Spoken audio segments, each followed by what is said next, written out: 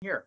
So, Hey guys, this is Ashley Kirkwood with the Speak Your Way to Cash podcast. I'm interviewing Bryan Heathman today, who is the CEO of Made for Success Publishing and the author of #1 bestseller, Book Marketing Reinvented, a book that was written for authors and speakers with insights on becoming a best-selling author. Bryan worked for 3 Fortune 10 companies and shares his marketing know-how with speakers and authors, including Zig Ziglar, Tom Hopkins, and their most recent Wall Street Journal bestselling author, Todd Stottlemyre. All right. So welcome, Bryan. Really excited to have you here and excited to hear your gems. yeah, you betcha, Ashley. It's great to be on the show. Awesome. And can you just start by telling us how speaking plays a role in your business and how you got started in the publishing world? Yeah, well, I'll tell you what, as a book publisher, speaking is actually kind of one of the foremost um, cornerstones of the success of Made for Success. So, any opportunity that I get to appear at events will usually lead to some people reaching out and saying, "Hey, I've got some ideas that I'd like to roll out." And it almost always leads to new business from a speaker's perspective. I've actually also found it pretty rewarding to do speaking engagements and have literally spoke all over the world, talking about the process of building books, the process of writing, how to create bestsellers. And so it's opened up just a lot of really neat opportunities. But here's kind of the origin story of Made for Success. So I was at a event. It was probably about 15 years ago, and it was at a summer camp not too far from where I live in Seattle. And I just happened to get bunked with the keynote speaker at the event. So we were roommates at this summer camp for a weekend. So we got to talking about the things that we were doing. He was telling me about the whole business of being a motivational speaker. This guy's name is Chris Widener. He's a New York Times best-selling author, and he's actually had some pretty good success as a speaker. In fact, for a while when I first met him, he was sort of the backup quarterback for a speaker named Jim Rohn. Mm-hmm. Jim is somebody that a lot of people have kind of hinged a lot of their philosophies from, and of course, Jim Rohn had a very successful speaking career. So Chris and I became friends. We started meeting off and on at a local Starbucks here in a town called Issaquah, where Costco is headquartered. And after about 6 months of these meetings, we decided to engage on a project. And here's the way it worked. We actually sat down one summer in my backyard and we physically picked up the phone and called 100 of the top speakers in the National Speakers Association and a number of the legendary speakers in the business. So we called everybody. We called past presidents of the National Speakers Association. We called Zig Ziglar. We called Tom Hopkins. We called Tony Robbins. We called Ken Blanchard. We called all these people. And we would ask them if they'd be willing to license their keynote speech for us to commercialize in a box that we put together and sold into Costco. And because of that, we got about 100 speakers to say yes. And we started gathering keynote speeches and we started building collections and we got these things into Costco. And it became what I would call an overnight success, where 2 guys and their cell phones started a multi-million-dollar business where we were selling hundreds of thousands of these products through Costco per year. It was a And crazy. now, how did you all, because you mentioned that you called, what year was this? That's the first question. Yeah, 2005. So Okay, awesome. And then how did you first acquire the relationship with Costco in order to make that call and make that offer to the speakers? yeah, so the Costco thing. So honestly, Ashley, getting the content licensed from the speakers was probably the easy part. Mm-hmm. And I'll say there's nothing really easy about it. But the hard part was getting Costco to agree to buy the product. Now, Right. here's the way it works when you're commercializing a product to Costco. You have to build the product and package it and carry it in complete. So you got to take all that risk before you even get the meeting. Okay. So we took a lot of risk. So we went out, we built 3 products. One was called Leadership Success. Another one was called Sales Success. And the third product was called Verbal Command. Each one of these boxes had 15 audio CDs in them. And we walked it into the buyer, the book buyer. Her name is Penny Clark. And we said, hey, would you be willing to take a chance at this audio product? It's kind of fell into the audiobook category in Costco, despite the fact that they weren't audio books, right? They were keynote speeches. Mm-hmm. But she bought them, and we tested them in 5 stores. And the sell-through numbers met Costco's criteria. So they went with a chain-wide buy program. And then we would get in to Costco on a good year 3 times a year.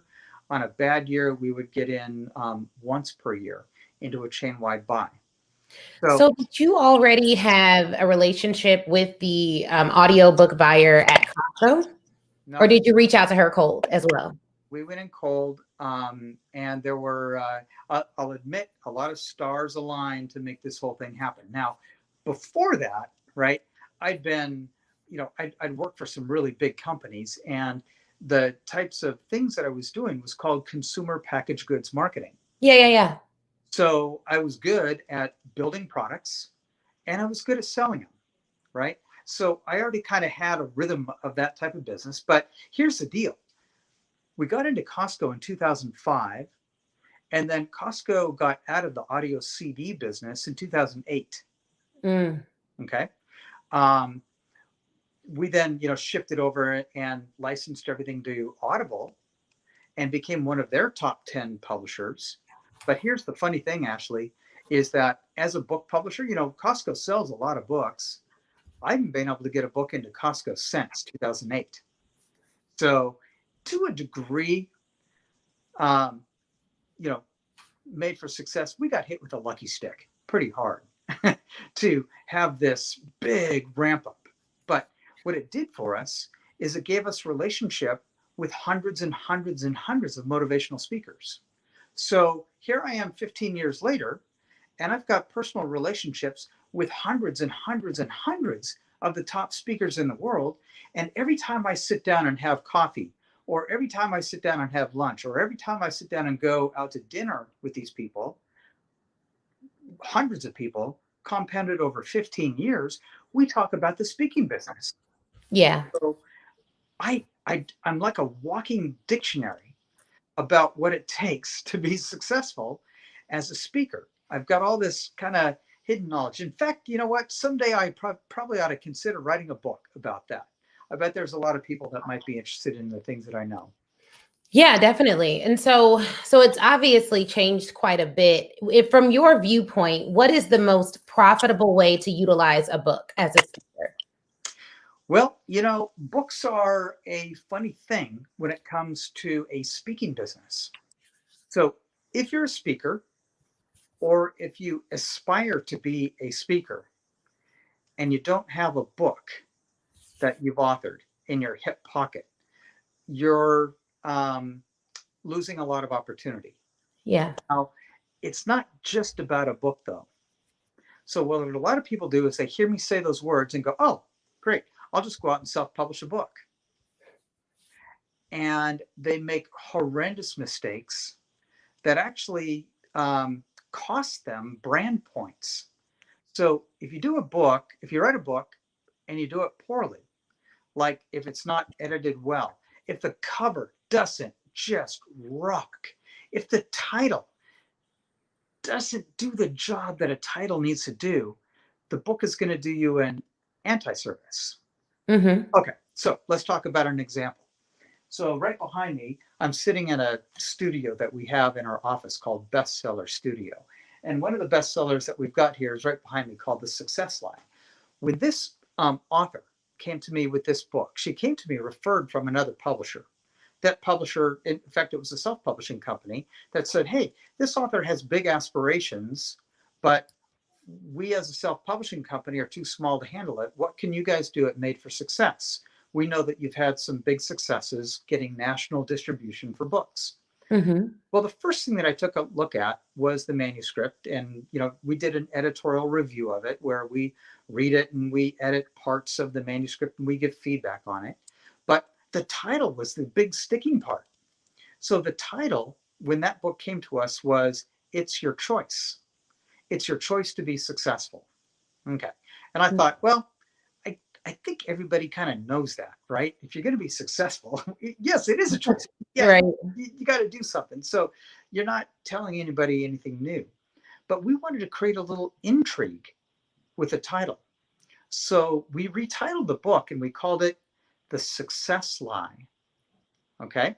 And then when that author went to get media interviews, in fact, Ashley, just like this, when she was doing podcast interviews, people were like this saying, what is the success lie? Exactly. There has to be some intrigue there. Yeah. And then we trained her actually right here in this studio about how to talk about things that we'd bought into about the concept of success that were a lie. And Right. man, what a juicy topic, right? What interviewer wouldn't want to find out what do I believe about success that's a lie, right? So it's a really fun thing. So there's some fun projects and fun things that kind of come out of this whole process. But for a speaker, writing a book is an important component. Having that book positioned properly is really important. Having the right title on the book is really important. Having a good cover on the book is vastly important. You ever hear that old adage, you can't judge a book by its cover? Okay, well, it's actually not true. There's so many choices in books right now for us to read. If the cover doesn't look right, we're not going to read it. Exactly. Because when I read a book, and I read a lot of manuscripts, right? But when I sit down to read a book, like the ones that are sitting in my, on my nightstand table, I spend a good 2 weeks to 4 weeks with that book. So I'm not going to spend 2 weeks to 4 weeks on a book that's been poorly written, or the ideas aren't interesting, or something that I don't want to read. So it's a commitment when people commit to read your book. So that's why I say having a book is important. It slots you into where your expertise lies, and it's a way for people to invest in your brand. Yeah. No, that makes perfect sense. So one of the things that I'm wondering, and I bet a lot of people are wondering now, is what is it? Are you a traditional publisher, or are you someone who helps authors self-publish? Because now it goes under the headline of a publishing company, but there are variations to how people assist authors. How do you help authors? Well, that's a very astute question, Ashley, actually. So Made for Success, madeforsuccess.com. If people go there, they're going to learn through the series of articles that I've written that there's 3 different ways to publish a book. Okay. Number 1 is traditional publishing. And let's talk about that for a minute. So you got the big 4 in New York. We call them the big 4. It's, HarperCollins and Hachette and Simon and Schuster, these big mega companies. They've got they're billion-dollar companies with skyscrapers in Manhattan. And they are what you call a traditional publishing company. Now, to get your manuscript sold to those guys, you'll need a literary agent. Your literary agent is your salesperson that goes in and makes the pitch on these big companies. Now, they'll reject about 99% of the manuscripts that come in because the book is poorly written, because it doesn't have a good title. But most cases, it's because the author doesn't have a platform. And by platform, by traditional publishing standards, you have to have 100,000 fans. And Ashley, you and I know how hard that is to build a fan base of 100,000 people. Right? I think every speaker that's listening to this podcast knows how tough it is to get 100,000 fans, right? So most of us mere mortals, we get shut out from those traditional publishing deals. So up pops self-publishing. That's the second way to get your book published. Self-publishing is great because for very little money, anybody can publish a book, right? So you can write your manuscript. It doesn't have to be good. You don't even have to get an editor, right, to do it. You can hire somebody on Fiverr to create a cover for $200, and you're out the door with a self-published book. And that's what a lot of people tend to do that get shut out of traditional publishing. The traditional publishing process, it's going to take you 18 to 36 months to get your book out the door if you decide to go traditional. But know that 99% of those books are going to get rejected. Right. You've got a huge fan base. Self-publishing is great because you can get a book published inside of 3 months. And the self-publishing companies will publish anything, right? Made for Success is the third choice for getting published. We're what the industry calls a hybrid publisher. So we've got traditional publishing infrastructure.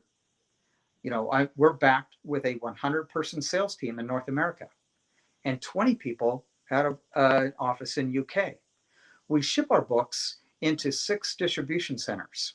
And when we publish a book in a traditional fashion, it takes us a year to publish a book. Okay? The difference is when somebody comes to us with a manuscript and they want that traditional treatment, we provide that to them, but we charge a fee to do it. And we're called a hybrid publisher. Okay? Now, there's 2 things that are unique to today's era. You've got the traditional publishing route to go, but we've just launched a new product. We call it the Amazon optimized publishing approach, because here's the funny thing, and this is the little secret that most people won't tell you in the publishing world. But today, we're deep into this COVID thing, right? We're almost a year into it, okay? And we're probably going to be there for a while longer. But right now, this is kind of a little secret. 70% of our revenues are coming from Amazon. Okay. Why is that? Why am I being secretive about that? Well, how much effort do you want to put out to get those extra 30% of sales? Right. Why not go after a full-fledged Amazon release? Where you've HTML coded everything. You've bolded your descriptions. You've got your endorsements. You've got an A+ listing on Amazon. You've got it backed by Amazon advertising. You're running reviews, a review campaign. You're doing all the things that you need to optimize an Amazon release. You're going to capture a good chunk of the market. And my supposition here is that by the end of the next couple of years, is that Amazon's going to chip away at more of that market share. Yeah, that makes a lot of sense. And you just basically gave a formula for success about, what you need to do to have a successful Amazon launch, because it is a lot more strategic than I think some people think. It's not just putting it on Amazon. There are some things you need to be strategic about to launch. Can you give us like the number one mistake that you see authors make when doing an Amazon launch on their own without guidance, and what you'd recommend instead? Yeah, there are a lot of mistakes. And I think the biggest mistake is skimping on your cover. Okay. Mm-hmm. So here's a quick lesson in books. Your title has to your title and your subtitle immediately have to tell people what the book is about in 3 seconds or less. Okay. The cover has to lock it in and make that visual representation, and the 2 can't be separated. Mm-hmm. Okay.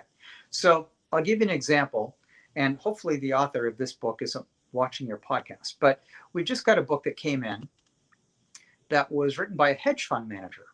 Okay. Super smart guy, very successful in the stock market. Here's the title of the book: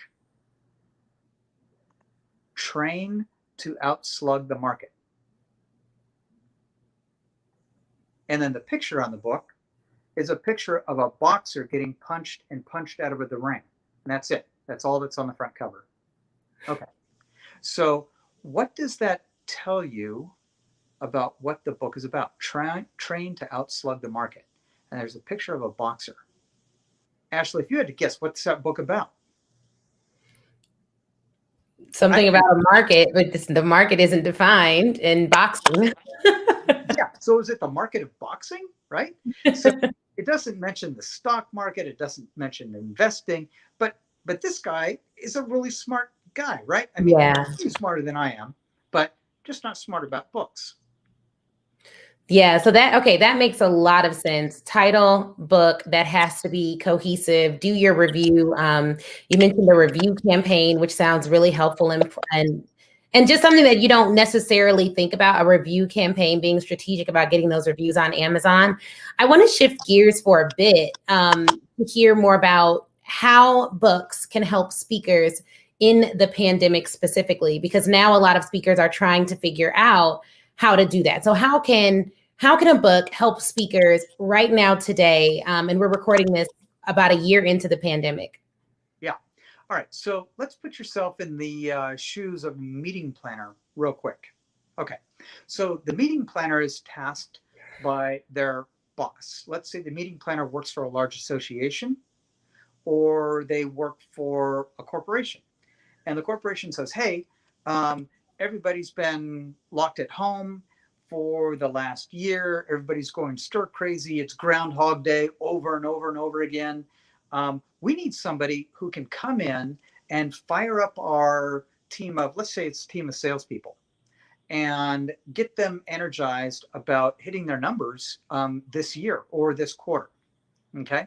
But we're not going to go to Las Vegas. We're not going to play golf. We're not going to have Earth, Wind, and Fire come in and entertain us, so it's up to the speaker to carry the day, right? Okay, so there's the backdrop. Now, the meeting planner, who's a pro, right, probably been doing this for years or decades, they've got to go through, maybe it's a speakers bureau, and pick a speaker that's going to somehow turn the crank of their people. So they'll go out to the speakers bureaus. The speakers bureau website's promoting, the pilot who landed his plane on the Hudson and survived. They're promoting the guy who got his arm stuck in a rock and had to cut it off with a pocket knife, right? The guy that they made that Netflix movie out of. Mm-hmm. They'll be talking to an ex-president, President Obama and Michelle Obama. They're out speaking. They might even, come across Bill Clinton. So how am I going to compete with that, right? I mean, that's a really, really tough thing. So one differentiator is the quality of your book and the cleverness of how you address that topic. It may just be that your clever approach to that book will win you out a speaking engagement against that level of competition. Okay.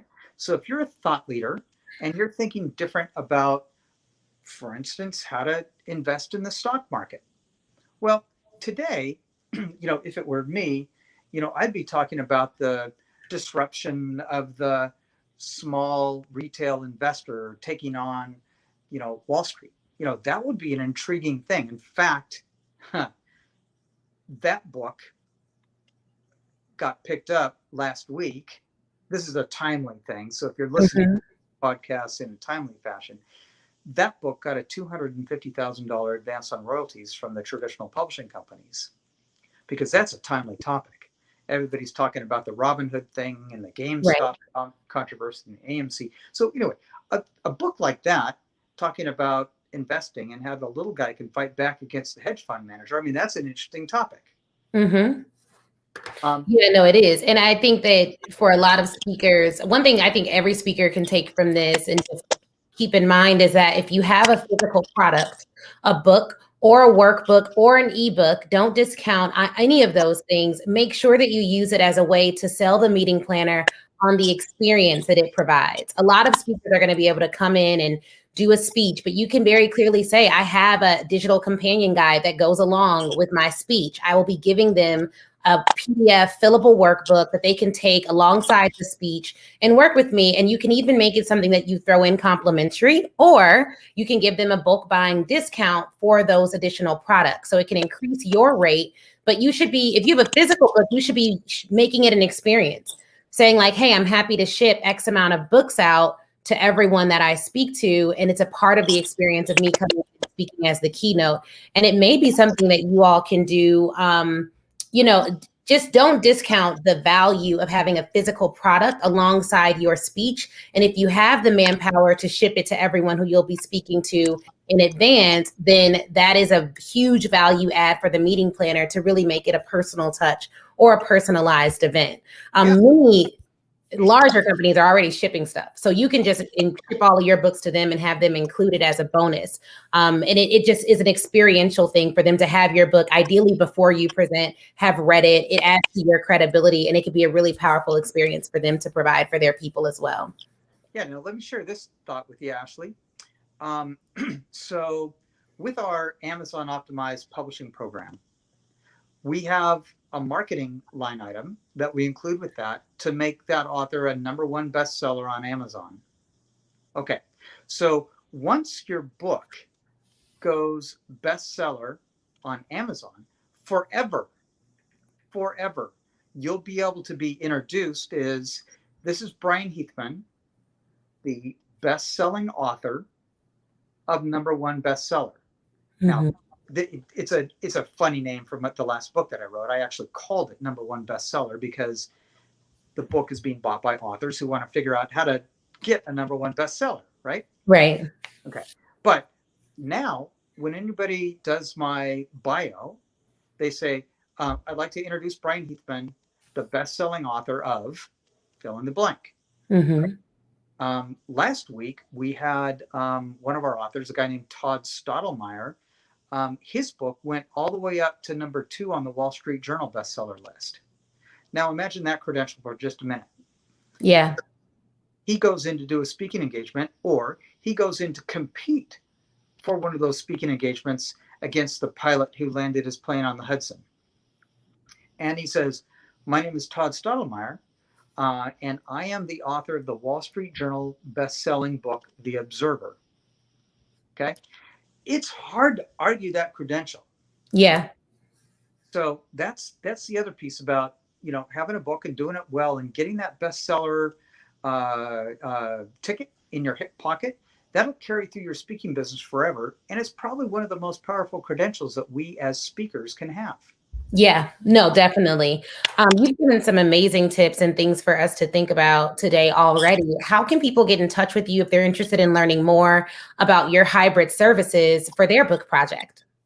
Sure. Yeah. In fact, if you visit madeforsuccess.com, that'll give you the whole array of things that we do, all the way from what we call the drafted book experience, where we sit down with you and help you write your book, to getting it published through this Amazon optimized publishing service. But definitely come to the website and check us out. There's plenty of opportunities for you to send me a note to book an appointment on my calendar, because I'd love to hear from you and your book, and also, have a strategic conversation about how your book can be used to increase your speaking fees or to stimulate more demand for your keynote. Yes, definitely. Please check out Bryan's website. I will be sure to link it in the show notes. And then also just look at his website and check out his book, which if you just search his name on Amazon, it will come right up. You will see the title, and #1 bestseller is in the title, and you'll see all the amazing reviews. Thank you so much, Bryan, for joining us on this Speaking Ready to Cash podcast. I will talk to you guys a little bit later. Yeah, Ashley, this has been a pleasure, and I can hardly wait to look back and talk to you about trademarks at some stage. So this has been a true honor for you to have me on the show. I really do appreciate it. Yeah, absolutely. We may even have to have you back about that, because that's a huge topic for authors and everyone else. But yeah, guys, so we'll talk to you guys next time. Check out Bryan's stuff, and I'll be sure to link to everything.